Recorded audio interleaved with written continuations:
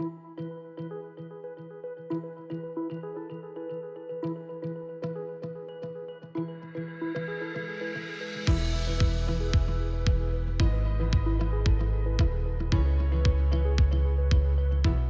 morning, good afternoon, good evening, or good night, depending on when you're tuning in. Welcome to another episode of The View, our bi-weekly show where we provide lots of information and we invite guests. We have a full desk today behind our nice virtual desk here, and we're joined by Miss Arlisha. Good morning. Hello. Good morning, Arlisha Fryer, Clinical Nursing Director, and thank you so much for having me. Clinical Nursing Director, over what areas?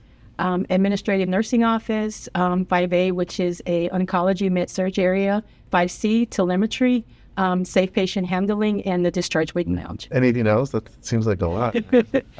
And way to my left, we have Michelle. Welcome, Michelle. Good morning. My name is Michelle Barnapetian. I am an assistant staff analyst with the quality department. Excited to be here. All right. And as always, we have Dr. Waterman. Welcome, Dr. Waterman. Thank you for having me again. What areas do you oversee? Welcome, and they're here to talk to us a little bit more about some exciting stuff that they've been working on to help improve operations here at all of you. But let's get right into the announcements. Flu is around the corner, and they recommend getting the flu shot as early as possible, right? As soon as it's ready. Yeah, I mean, I think now, between now and the end of October is really the sweet spot to get that flu shot. So please get it as soon as possible. It does create protections, and there's a lot of new data that actually protecting against viruses with vaccines can reduce your risk of dementia. So it's really even more important than ever to get those vaccinations. Make sure you're protected and protect not only your short-term health, but your long-term health. Yeah, when you're protected, even there's some that are not eligible to receive the flu vaccine, and you're protecting them as well. We're having this event on Thursday, September 25th from 9 a.m. to 2 p.m. in the conference center. If you haven't received that flu shot yet, be sure to register today and get it at this clinic. We have a brief message from our friend Alina. A lot of you know Alina, and she's going to talk to us provide more details from the All of You Wellness Council. Hi everyone, my name is Alina Mendizabal. I'm excited to invite you to join us for our September employee engagement and wellness activities. We've got some great events coming up, so make sure that you save these dates and talk to your supervisor so you don't miss out. First, we have Friday, September the 19th from 11 a.m. to 2 p.m. in the first floor auditorium is our employee appreciation and ice cream social. It's going to be so much fun. Look at the ice cream sundae. So come enjoy a classic Sunday served by our very own executive leadership, management, supervisors, colleagues. It's going to be a lot of fun. We're going to have real ice cream sundaes with vanilla ice cream, toppings, nuts, cherry, the whole works, while supplies last. Also, we have on Thursday, September the 25th, 2 events happening. Outside of the conference center on our little picnic grass area, we're going to have our flu shot kickoff. So we're really excited. That's the day to get your flu shot. We're going to have free, fresh, hot popcorn. We're going to have free raffles. And that day you come and get your flu shot. Also, the same day in the conference center from 9 a.m. to 2 p.m.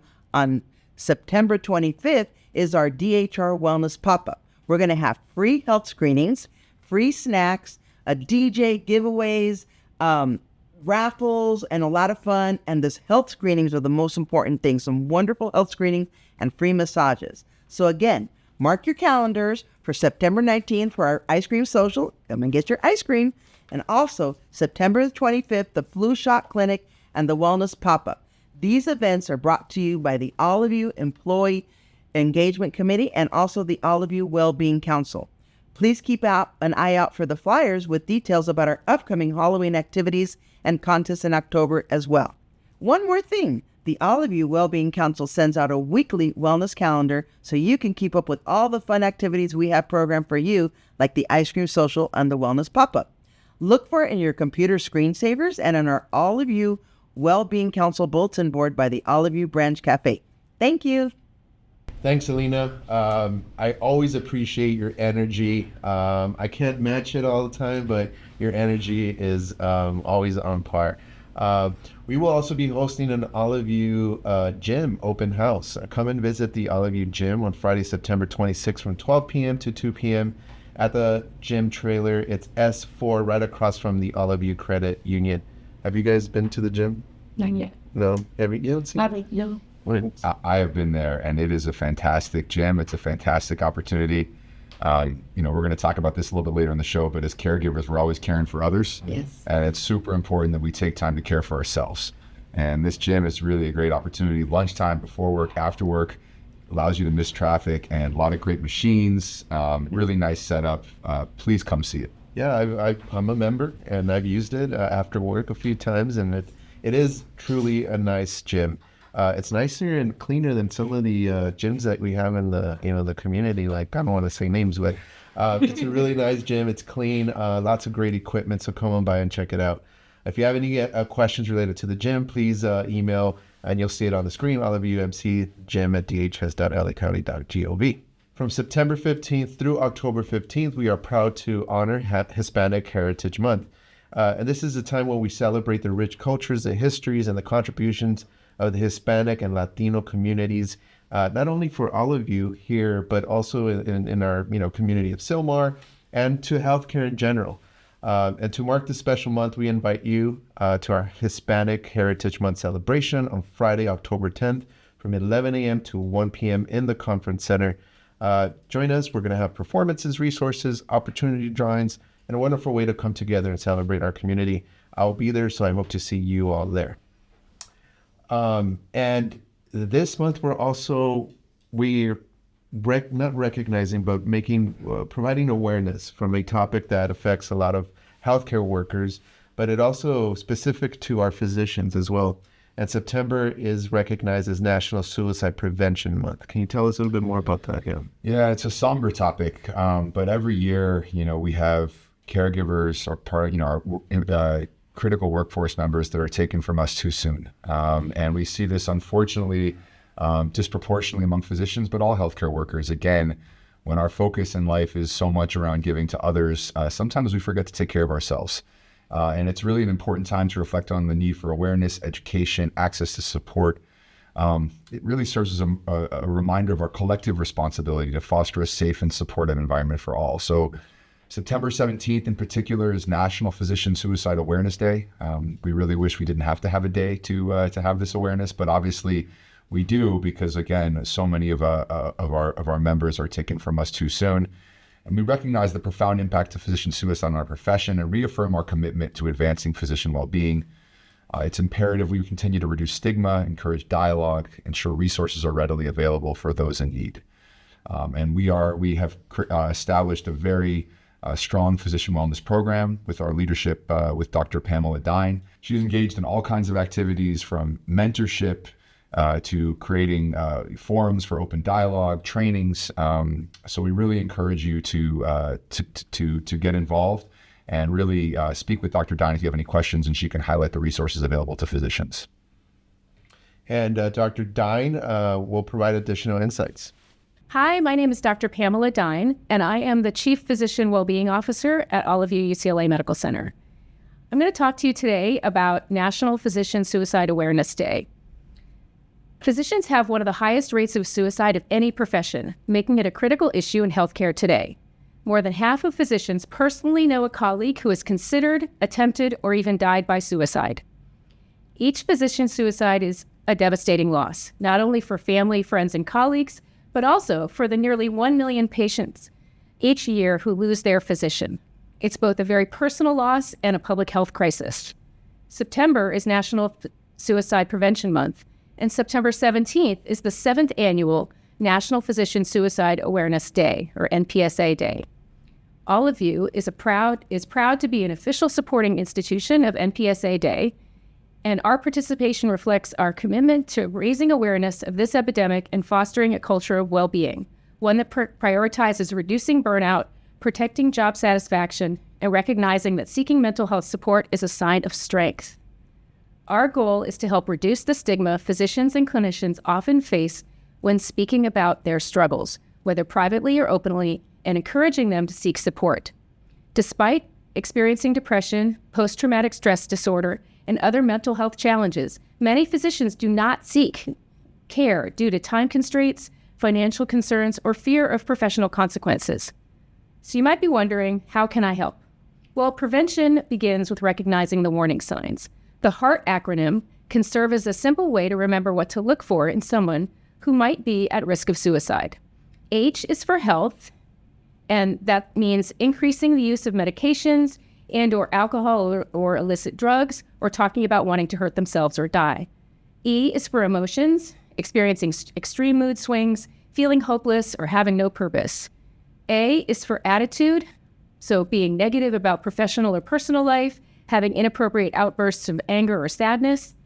R is for relationships, so withdrawal or isolating themselves from family, friends, and coworkers, talking about being a burden to others.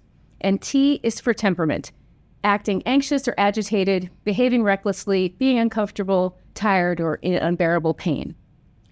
There are a lot of resources available to all of you employees and contractors.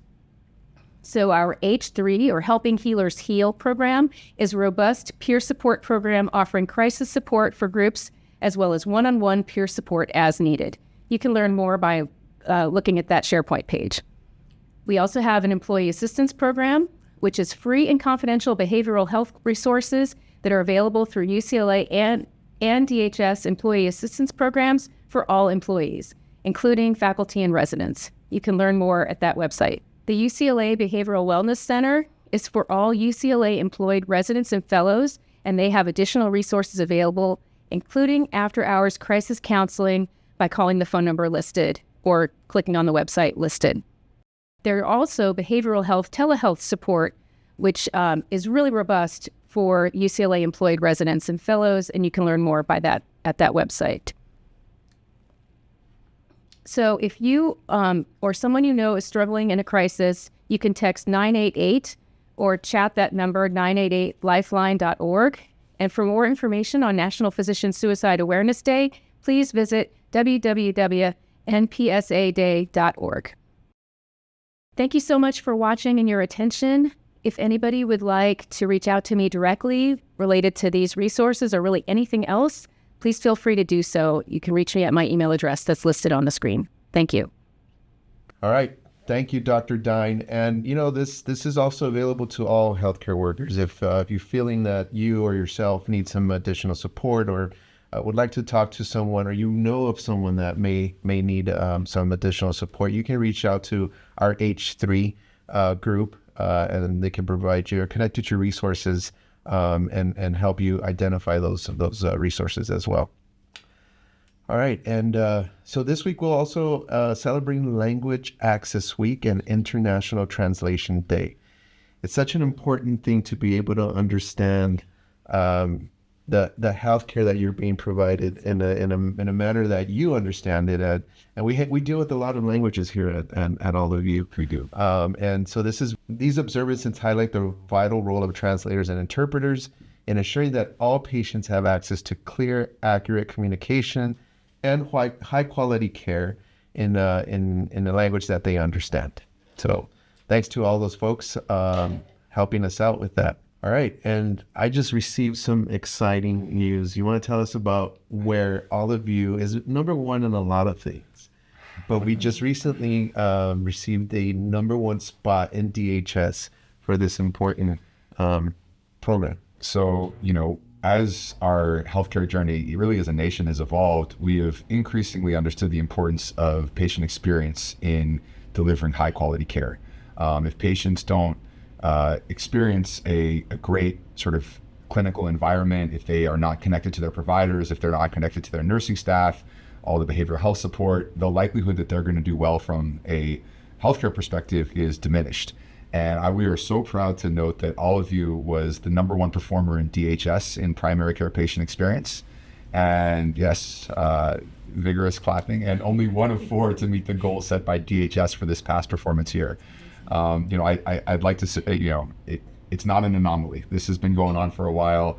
We have an incredibly dedicated group of physicians and nurses and staff out there in the primary care village, and we want to salute your ongoing efforts to provide our patients with outstanding care. We're also at the top in quality improvement performance as well, in terms of from a population health perspective. And so again, it's not just care that patients experience as great care, it's also the numbers themselves and the way that we manage our patients that is recognized as truly outstanding.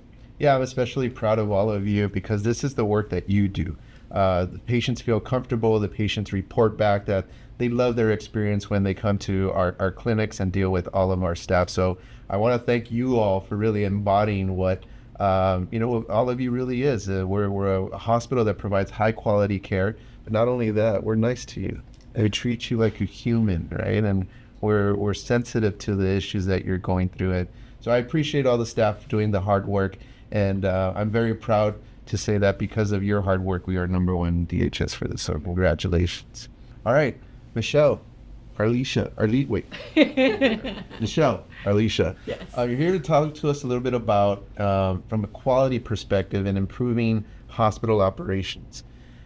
Communication is vital to understanding, having the right information at the right time, accurate information, to be able to make these decisions is important. And I know that you, Arlisha, and I know you were very instrumental, and Michelle, in making or implementing this new daily dose system. Tell us a little bit more about that.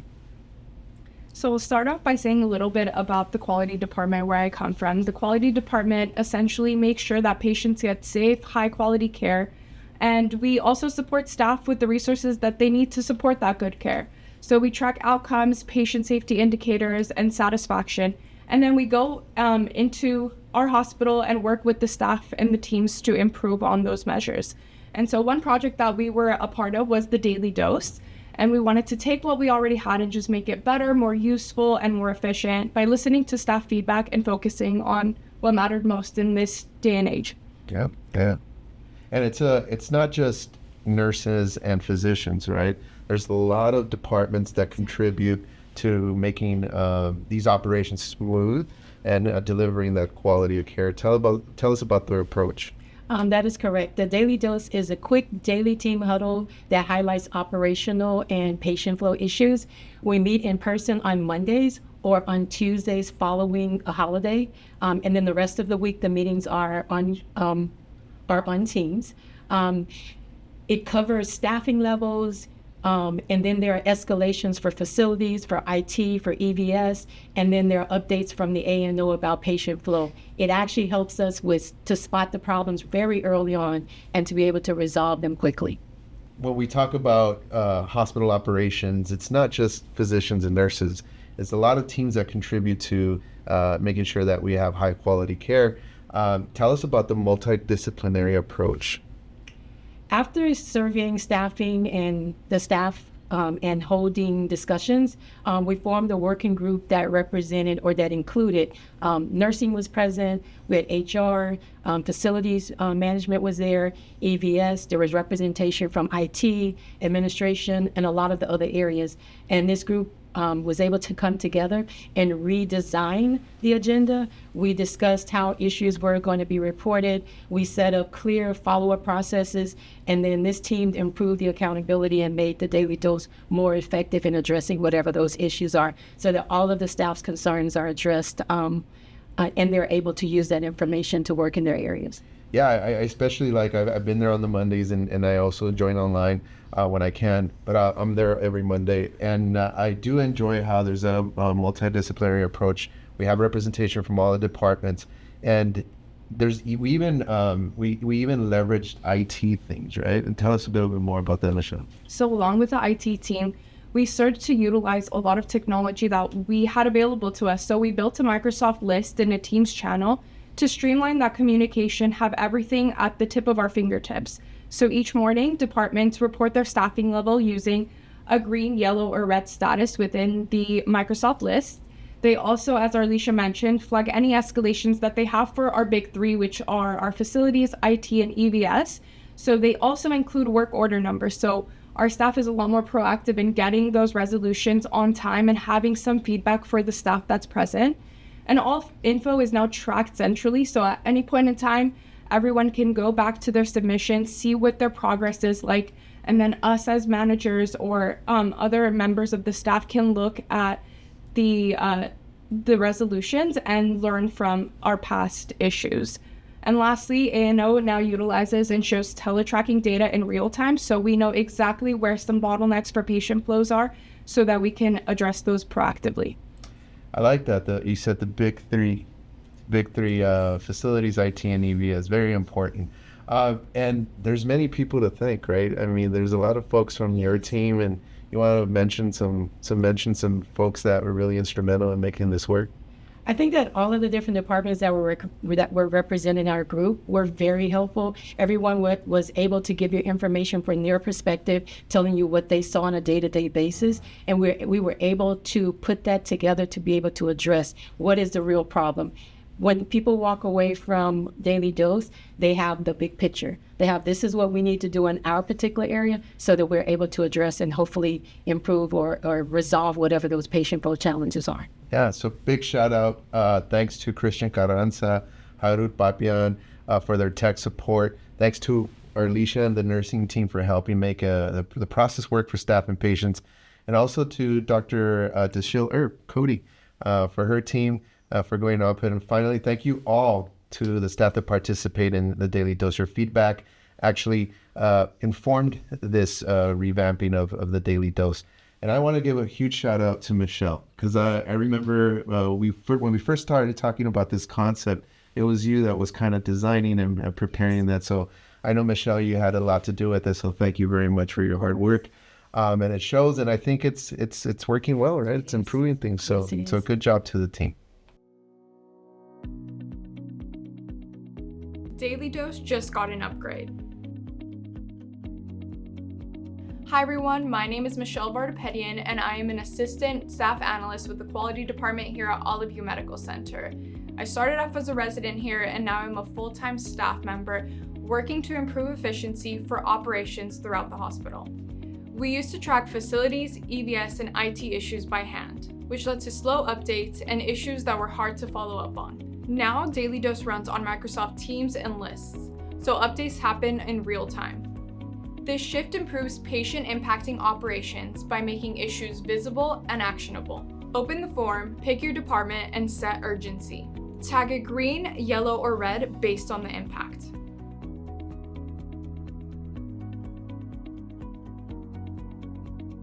Your issues appear on the dashboard where managers can update progress. You can check the status anytime, and the system keeps a history of every issue and fix. We still meet in person, but now we meet around live data and the right people. Dashboards track what matters most so that teams can act fast. Technology, collaboration, and efficiency. Those are big wins. All right. Every week we do the trivia here, right? Okay. Dana? Yes, I know. Yeah. It's football season. Oh, yes. And who won last week? The Raiders. The Raiders won, that's right. And who lost last weekend? The Kansas City Chiefs. Oh, they did. Yeah, so sorry for Kansas City Chiefs fans. But last week's episode trivia question was, what innovative facility was introduced in 2024 as part of Olive View's expansion to support mental health services? And the answer is a restorative care village, which features a crisis residential treatment program, recuperative care, psychiatric urgent care, and a mental health wellness center. So congratulations for the t-shirt winner is Maral Kakarian from Physical Therapy. So congratulations, come on over to administration so you can get your free t-shirt. All right, the new trivia question, and I'm sure most of us know this answer, but the first person to include it in the feedback button: which famous Mexican-American labor leader co-founded the United Farm Workers and became a symbol for social justice? They also coined the Si Se Puede chant. So first person to answer that in the feedback will get a free t-shirt. So good luck. Shout outs from a patient to the step-down unit nurses, Emma Flores, LCIN, and Gerald Pangilian. Is that how you say it? Pangilian. Okay. A compassionate and capable nursing team that helped me through an incredibly difficult recovery. Their attitude, energy empowered me to stay positive and focus on the steps necessary to get back on my feet. So congratulations. And we also have an above and beyond honorable mention for July. big congratulations to our above and beyond recipient for the month of July. Thank you for your hard work and dedication in making sure our patients receive the exceptional care they deserve. Congratulations. And we recently had an executive rounds and we went to 5B ICU. And I know you're very familiar with this area, Dr. Waterman. What impressions did you get? What are you proud of? Well, I mean, this is sort of the last line of defense for our patients, and they come in critically ill or they become critically ill during their hospital stay. We provide comprehensive care in this area for those critically ill patients. And again, the leadership is very strong, led by, from a nursing perspective, Lisa Ortega, all of our RNs, LVNs, CNAs, clerks working across various shifts, our physicians that have partner collaboratively with our nurses. It's really just a fantastic team environment where we provide incredibly important, high acuity care.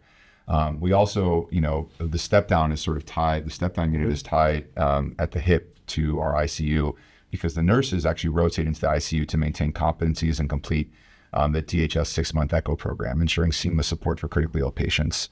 And although each employee in the step down and ICU units go above and beyond, several nurses have been recognized for their exceptional dedication to patient care, including Youngju Park, Roderick Villar, Stella Franquera, Julianne Ragasa, Unai Lee Jo, and Brandon Lieberman. Apologies if I mispronounced any of those names.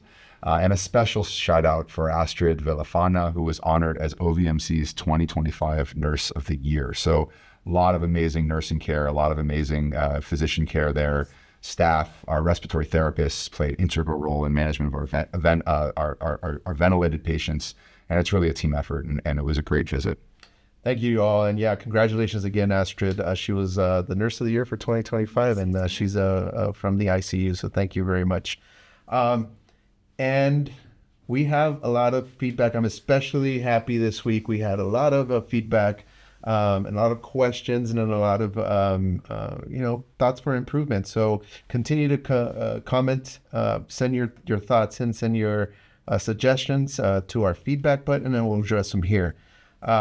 So we'll start with number 1. Patients often receive minimal instructions for collecting lab samples, which can lead to delayed results. Providing clear, thorough guidance across all clinics and the lab will ensure more reliable results for faster patient care.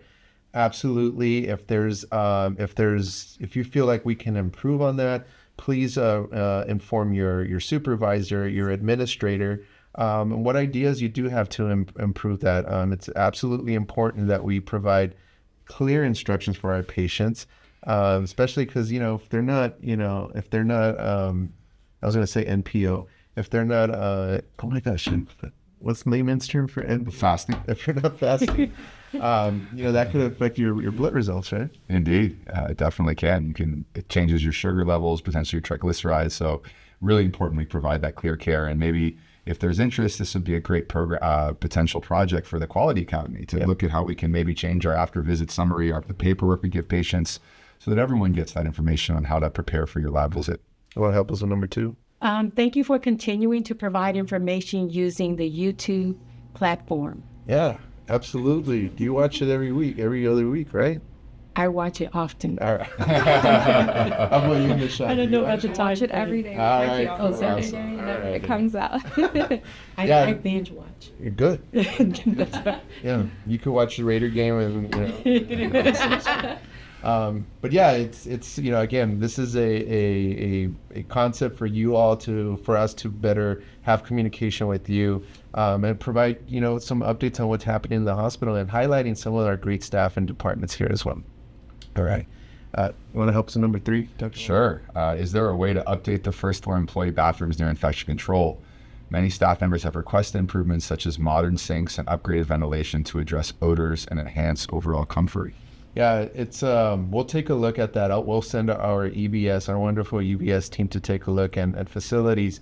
But we're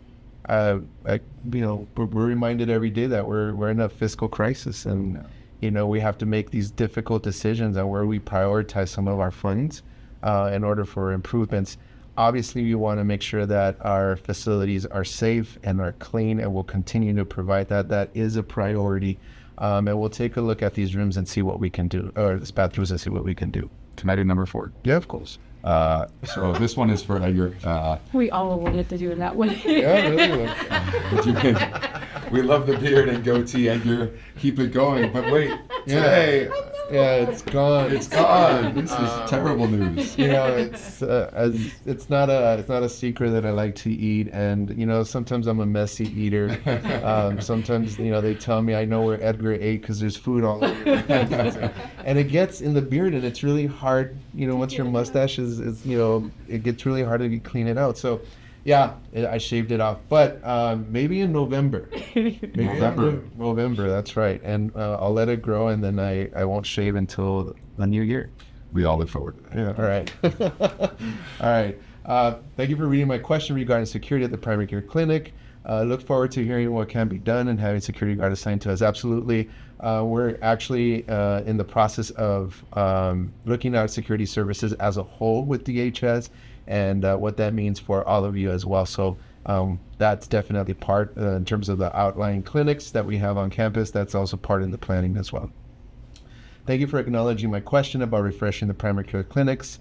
You know, adding decorative plants in the waiting areas, painting primary care clinic behind reception. I look forward to your feedback and additional ideas. Absolutely. You know, I keep talking about the first floor lobby, which we're almost done with, where it's a refresh. We want to do that same thing to a lot of our patient areas. We want to create a welcoming environment. We want to create an environment that you know, that is clean, that is help support the healing of our patients as well. And a lot of you already have done some nice refreshing of all these clinics. We were just in yesterday's clinic. What was that, J3? The hub. The hub, yeah, and where they do some nice painting themselves. Yeah, I mean, for those, I think most folks hopefully know the hub services our most vulnerable patients, a lot of young children who are particularly vulnerable in our community, and the staff, the physicians, the nurses took it upon themselves to repaint and decorate the entire clinic. If you haven't seen it, it's really worth a trip to J3. It's a very special place. Yeah, awesome. Let's see. I've noticed a significant amount of trash on the hospital grounds, including litter outside of the trash cans, the parking lot, along the building walls. This negatively impacts the appearance on the campus. Couldn't agree more. It actually hurts my heart when I see trash on the floor. I have a reacher when I walk around. I do go around and pick up trash, but this is trash that, you know, we create. It's us. And so I look to you all to please just, you know, if you have a trash in your hands and there's not a trash can, just put it in your pocket for a little while until you find a trash can.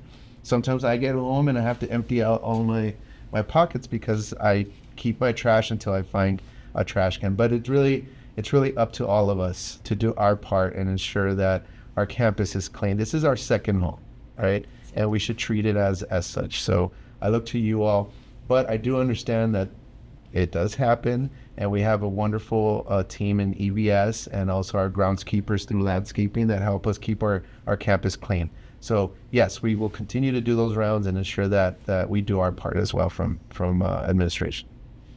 Let's see. Great show. My favorite line was, "We are friendly, we are respectful, we are helpful." And those are all true, right, Michelle? How long have you been working like this, Michelle? So I started off as a resident, and it's been a year. A year now. And so do you feel that friendly, respectful, and helpful is true here? Of course, it's a pleasure to come to work every day. So the staff is amazing, and everyone really dedicates themselves here. Awesome. And it also says, "I also appreciate how this show highlights the challenges the frontline face while celebrating successes." Absolutely. Looking forward to the next episode. Thank you very much. I love positive feedback, but I also like real feedback and honest feedback. And so thank you so much. All right. I schedule surgeries often and have trouble reaching patients because their contact information is outdated. Could we ensure that we have accurate patient information? Let's make this happen. It would be greatly appreciated. And you've thought about some innovative ideas on how we can improve it. This is a critical issue, and I'm so glad you raised it. Obviously, as you know, IT, information technology has advanced. There are a lot of innovative ways to update patient information, allow patients to schedule appointments, allow patients to check in, without as much labor involved, which would free us up to do other high-value things like quality improvement and other critical areas around the hospital. what I can say is I actually spoke to, interestingly, our Chief Medical Informatics Officer for the entire system, Dr. Phil Gruber, yesterday. And this is something that DHS is looking at. It's something that has to happen as a system. We can't just do our own thing at all of you, of course.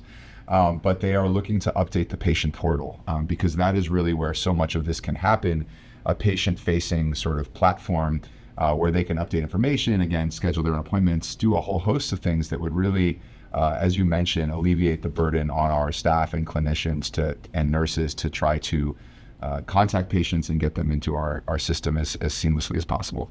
And I appreciate your comment and suggestion because, yeah, we have to keep up with the times and we have to leverage our information systems and technology. And this will help us, like Dr. Waterman said, remain accurate and improve efficiency. So thanks for that suggestion. Last one. I work in the ER and have noticed the carts used by supply chain linen and other departments are extremely noisy when they pass through multiple times a day. It could be disruptive to both patients and staff. Is there any way to address this? Absolutely. It's a very low cost way. Let's just change the wheels. Change the wheels of all these trash cans that come around.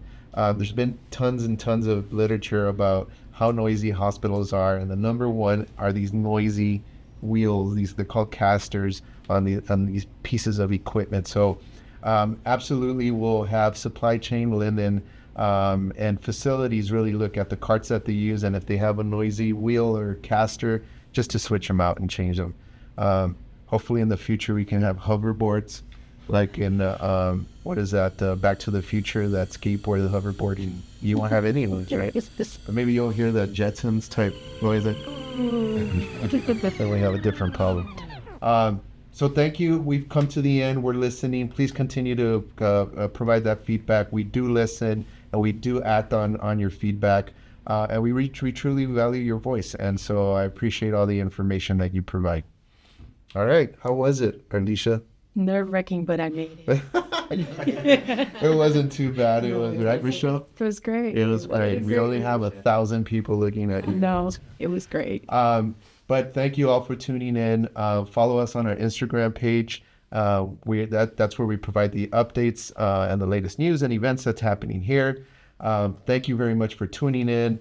Smash the bell, drop a like, hit the subscribe button. Please stay safe, help each other, and be kind. Be respectful, kind, and helpful. So thank you so much. Thank you for being here, Alicia, Michelle, Dr. Waterman. It's always a pleasure. And we'll see you all in 2 weeks.